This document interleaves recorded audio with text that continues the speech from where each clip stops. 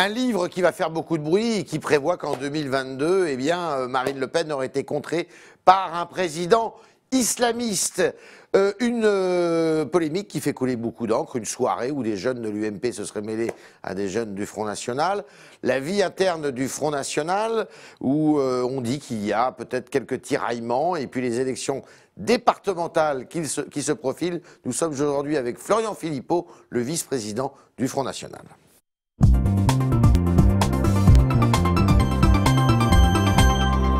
Florian Philippot, bonjour. Bonjour. Alors, Michel Houellebecq va sortir un livre demain qui s'appelle Soumission, qui va faire couler immanquablement beaucoup d'encre.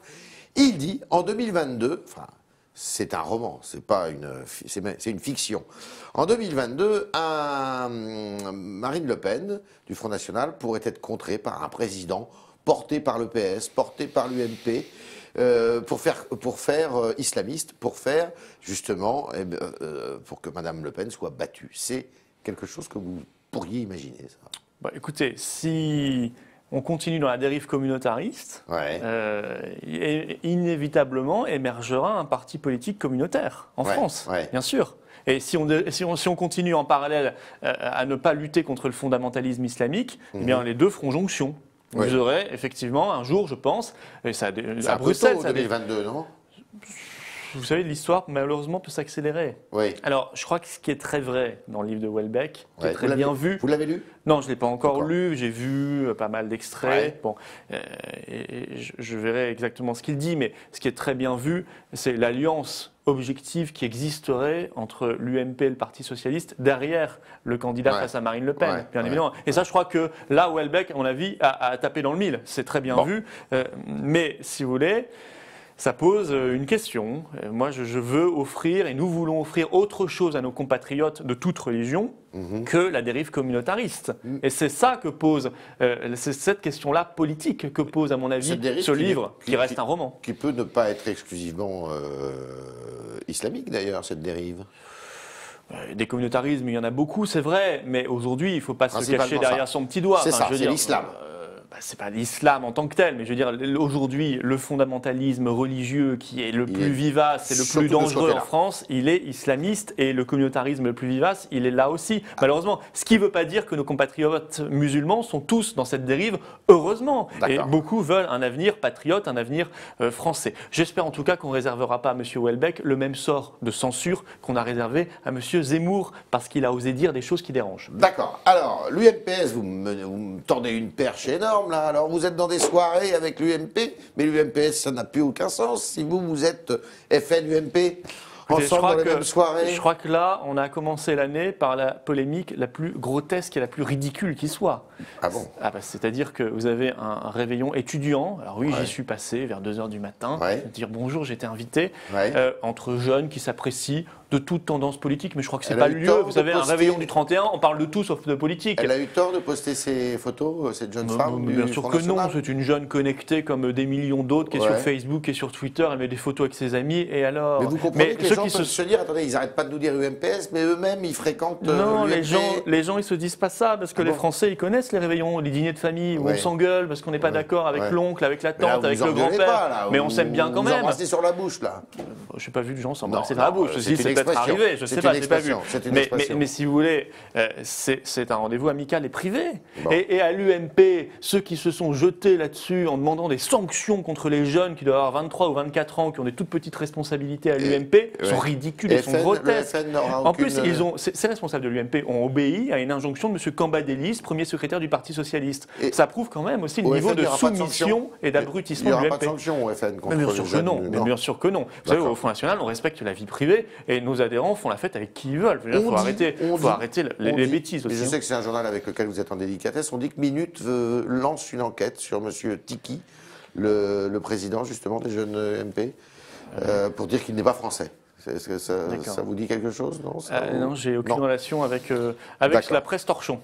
Bon, alors il n'y a pas de porosité entre l'UMP et le PS, et le Front National. Ah si, entre l'UMP et le PS, il y a beaucoup de porosité. Entre l'UMP et le Front National. Si vous voulez, il y aura de plus en plus, à mon avis, d'électeurs de l'UMP, c'est déjà le cas, qui viendront vers le Front National. Et d'anciens cadres aussi. Mais des électeurs qui viendront de partout, d'ailleurs, pas simplement de la droite, du centre et de la gauche, parce que ce sont des gens qui aiment leur pays. L'arrivée de Sébastien Chenu vous a réjoui? Oui, moi, tout ce qui permet de rassembler des gens qui étaient ailleurs, voilà, qui avaient des responsabilités ailleurs et qui ont vu qu'ils ont été trompés. Sébastien Chenu a vu qu'il avait été trompé par l'UMP sur l'immigration et sur l'Europe. Eh bien, il a fait une analyse politique et il est venu vers le grand parti des patriotes, qui est le Front National et le Rassemblement Bleu Marine. J'en suis très heureux. Beaucoup de gens de gauche qui viennent aussi, les caciques de gauche.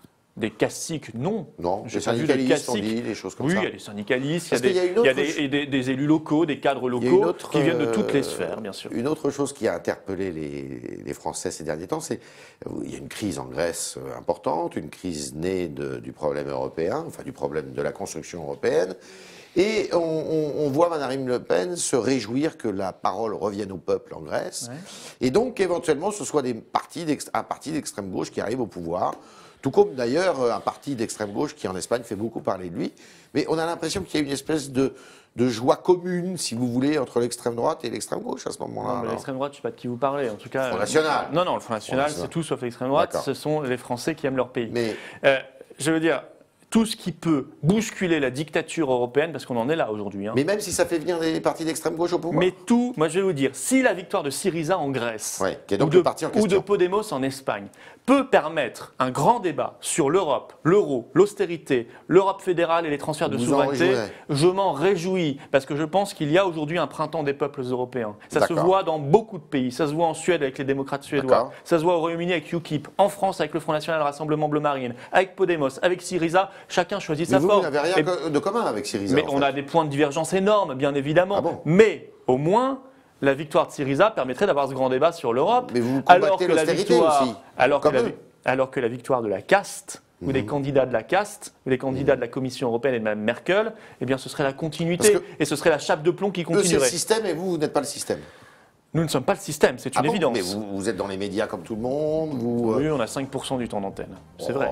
Mais vous savez, quand on est dans le système, eh bien, on est pour l'immigration, on est pour l'Europe fédérale, on est pour l'euro, et ça s'appelle l'UNPS en France. Et je crois que tout le monde est en train de le comprendre. Mais vous savez, ça se passe bien au Front National en ce moment. Moi, ce qui m'a frappé en Grèce, juste pour finir sur cet aspect-là, c'est le côté dictatorial. Quand une Mme Merkel ou la Commission européenne se permet d'intervenir dans une élection législative et donner des consignes de vote, je trouve que c'est gravissime. Et j'espère que les Grecs... La souveraineté les Grecs vont choisir la voie du progrès, de la raison. Ça se passe bien au Front National. On a cru comprendre qu'il y avait quand même du tiraillement entre deux lignes. Votre ligne, qui est une ligne néo-gaulienne, d'une certaine façon, à l'intérieur du Front National, et puis la ligne de Marion Maréchal Le Pen.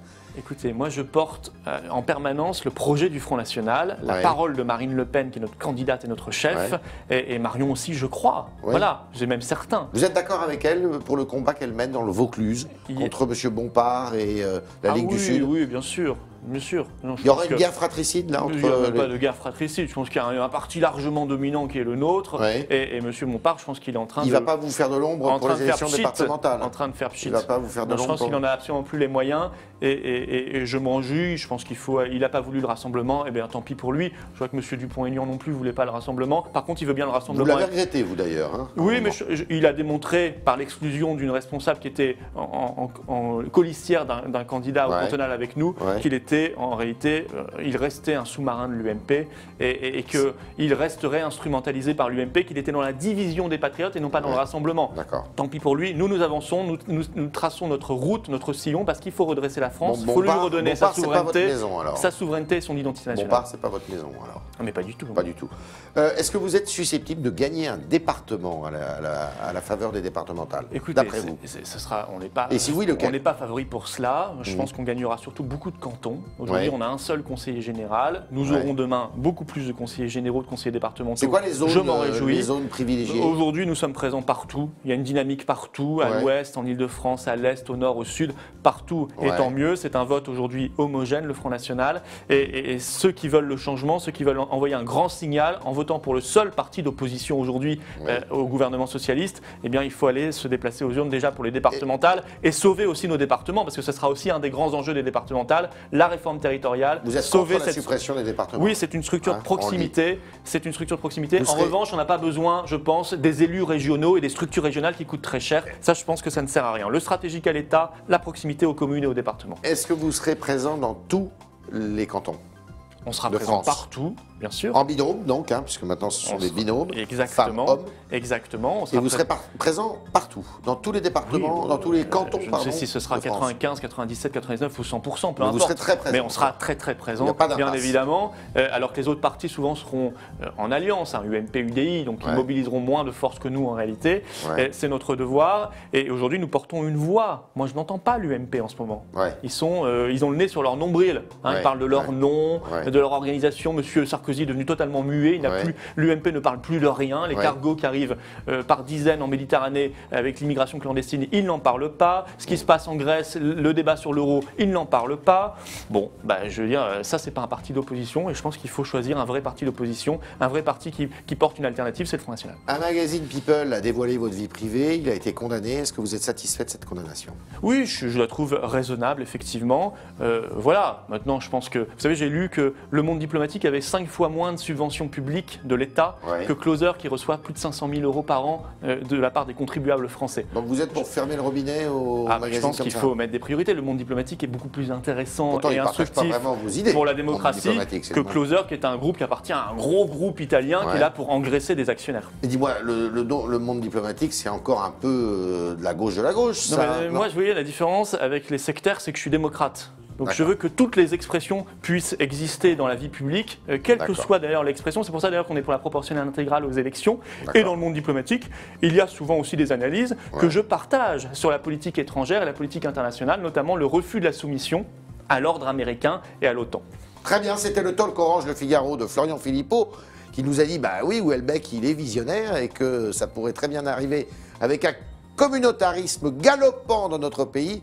Quant à des bisbilles avec Marion Maréchal Le Pen, eh bien non. Et d'ailleurs, il approuve ce qu'elle fait dans le Vaucluse face à Jacques Bompard, le maire, le député maire d'ailleurs d'Orange. Merci Florian Philippot. Merci à vous.